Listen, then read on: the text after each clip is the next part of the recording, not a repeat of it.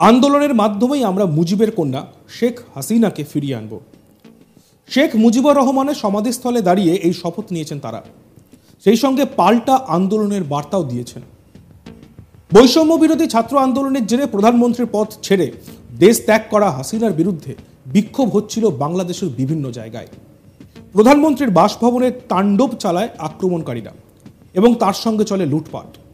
হাসিনার দল আওয়ামী লীগের নেতাকর্মীদের টার্গেট করে হামলা করা হয়েছে বিভিন্ন জায়গায়। বাংলাদেশের এক সংবাদ মাধ্যমের সম্প্রচার করা ভিডিওতে দেখা যায়, বুধবার টুঙ্গিপাড়ায় মুজিবের সমাধিস্থলের সামনে জড়ো হয়েছিলেন একাধিক আওয়ামী লীগের নেতাকর্মী। ছিলেন জেলা আওয়ামী লীগের সভাপতি মাহবুব আলী খান, সাধারণ সম্পাদক GM সাহাবুদ্দিন আজম সহ অনেকে। মাহবুবের নেতৃত্বে শপথ বাক্য পাঠ করা হয়। মুজিবের সমাধির উপরে শূন্যে মুষ্টিবদ্ধ হাত রেখে হাসিনার ওপর ঘটা অন্যায়ের প্রতিশোধের তার বিরুদ্ধে শপথ নিয়েছেন দলের সদস্যরা। হাসিনা সরকারের পতনের পর বাংলাদেশ জুড়ে যে নৈরাজ্যের সৃষ্টি হয়েছে তাও রুখে দেওয়ার প্রতিজ্ঞা তারা করেছেন, আর সেই ভিডিও প্রকাশ্যে এসেছে। আমরা দেখি ভিডিওটি।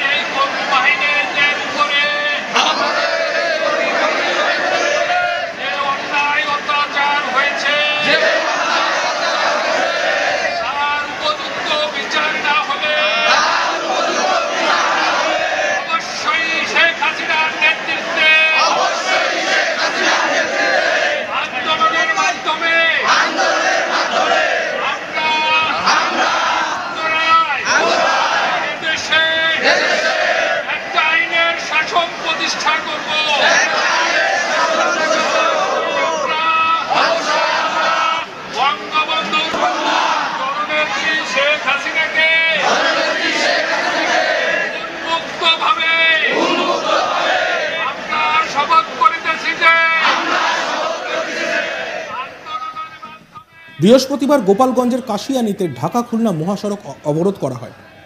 বাংলাদেশের সংবাদ মাধ্যম সূত্রে জানা গিয়েছে, এদিন বিকেল 4টে থেকে উপজেলার বিভিন্ন ইউনিয়ন থেকে মিছিল নিয়ে ঘোনাপাড়া ও তিলছড়া বাজার এলাকায় বিক্ষোভ করেন কয়েক হাজার নেতাকর্মী।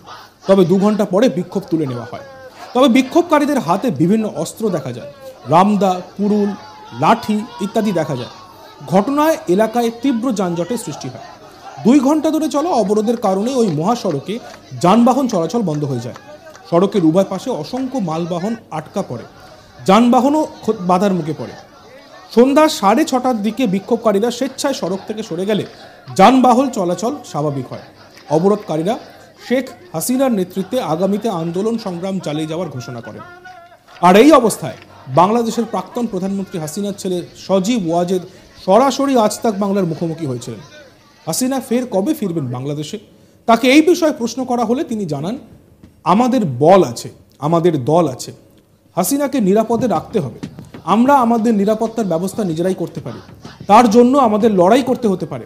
আমি সেই লড়াই চাই না। আওয়ামী লীগ মরে যায়নি, তিনি এখনো পর্যন্ত কোথাও কিছু আবেদন করেননি। UK, USA কোথাও নয়, ওনার কোথাও যাওয়ার পরিকল্পনা নেই। তার উদ্দেশ্য হচ্ছে অতি শীঘ্রই বাংলাদেশে ফিরে আসা। তিনি চান বাংলাদেশে ফিরে আসতে, দলকে সংগঠিত করার কাজ করছেন।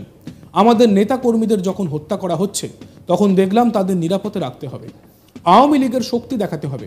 মানুষ দেখুক আওয়ামী লীগ শেষ হয়ে যায়নি। আমি ভারতের প্রধানমন্ত্রী মোদীকে ধন্যবাদ জানাতে চাই, আমার মায়ের প্রাণ বাঁচিয়ে দিয়েছেন। আমি কনফিডেন্ট এক্ষুনি যদি নির্বাচন হয় তাহলে আওয়ামী লীগ আবার জিতবে। তিনি ঠিক কি বলেছেন শোনাবো আপনাদের। আমাদের দল হচ্ছে দেশের সবথেকে বড় দল, আমাদের কিন্তু বল আছে।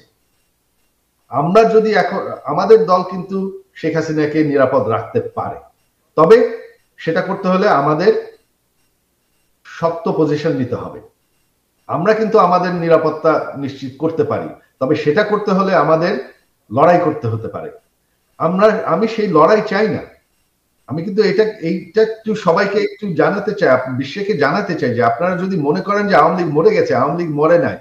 আপনারা যদি মনে করেন যে আওয়ামী লীগের কোনো সাপোর্ট নাই, সেটা কিন্তু ঠিক না। আমরা তাদেরকে ঠেকিয়ে রেখেছি যে তোমাদের উল্টা মারামারি করার দরকার নেই। আস্তে আস্তে দেখবে, সময়তে আপনারা দেখবেন কি হবে। আজকে থেকে কিন্তু তাদের উপর হামলা অনেকটা কমে গেছে, কারণ আমাদের নেতাকর্মীরা এখন নিজেদের নেতাদের পাহারা দিচ্ছে। এই বিষয়ে আপনার যতগুলো খবর ছড়ছে এগুলো সম্পূর্ণ গুজব। তিনি এখন পর্যন্ত কোথাও অ্যাপ্লাই করেন নাই, ইউকেতে অ্যাপ্লাই করেন নাই, আমেরিকায় তো অ্যাপ্লাই করেন নাই, ফিনল্যান্ডে অ্যাপ্লাই করেন নাই, তিনি কোথাও অ্যাপ্লাই করেন নাই অ্যাসাইলামের জন্য। ওনার এই পর্যন্ত কোনো পরিকল্পনা নাই কোথাও যাওয়ার। ওনার উদ্দেশ্য হচ্ছে অতি শিগগিরই বাংলাদেশে ফিরে যাওয়া, রাজনীতি করার জন্য বা রিটায়ার করার জন্য, বা তিনি চান বাংলাদেশে ফিরে যেতে। এটা কোনো সিদ্ধান্ত নেওয়া হয়নি, বাট এখন যেহেতু আমাদের দলকে আবার সংগঠিত করতে হচ্ছে, এটা তিনি করছেন। হ্যাঁ, সেটা আমরা সবাই অভিমান করেছিলাম, তবে পরের দিন যখন দেখি যে আমাদের নেতাকর্মীদেরকে হত্যা করা হচ্ছে, তখন আমরা বললাম যে আমাদের নেতাকর্মীদেরকে ছেড়ে দেওয়া যাবে না, তাদেরকে অর্গানাইজ করতে হবে, তাদেরকে নিরাপদ রাখতে হবে, আর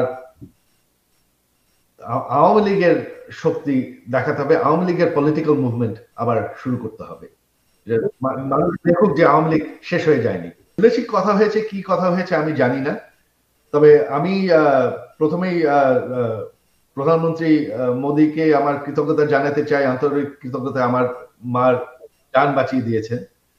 তবে ভারতীয় সরকারকে আমি একটি কথা বলবো যে ভারতের ইস্টার্ন সাইডে সিকিউরিটি এবং মাইনরিটিসদেরকে নিরাপদ রাখতে শুধুমাত্র একটি সরকার সক্ষম হয়েছে, সেটা হচ্ছে আওয়ামী লীগ। আর একমাত্র আওয়ামী লীগই পারবে এটা। আওয়ামী লীগ একমাত্র গ্যারান্টিড, আপনারা যদি চান যে বর্ডার সিকিউর থাকবে আর বাংলাদেশের হিন্দুরা সিকিউর থাকবে, একমাত্র গ্যারান্টি আছে যদি আওয়ামী লীগ ক্ষমতায় থাকে। আর সেটার জন্য কিছু প্রয়োজন নাই, সেটার জন্য শুধুমাত্র প্রয়োজন যে একটা নির্বাচন, এবং একটা ফ্রি অ্যান্ড ফেয়ার নির্বাচন, যেখানে আওয়ামী লীগের উপর আর হামলা না করা হয়। এটা যদি একটা খোলামাঠ ফ্রি অ্যান্ড ফেয়ার ইলেকশন হয়, আমি কনফিডেন্ট যে আওয়ামী লীগ এখন আবার জিতবে।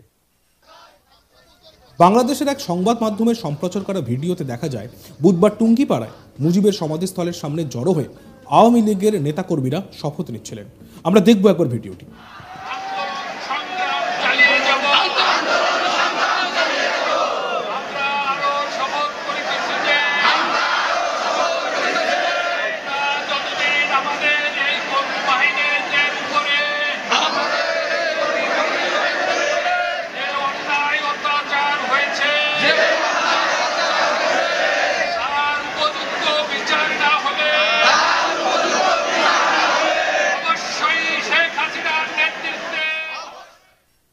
দেখতে থাকুন আজ তাক বাংলা, সাবস্ক্রাইব করতে ভুলবেন না।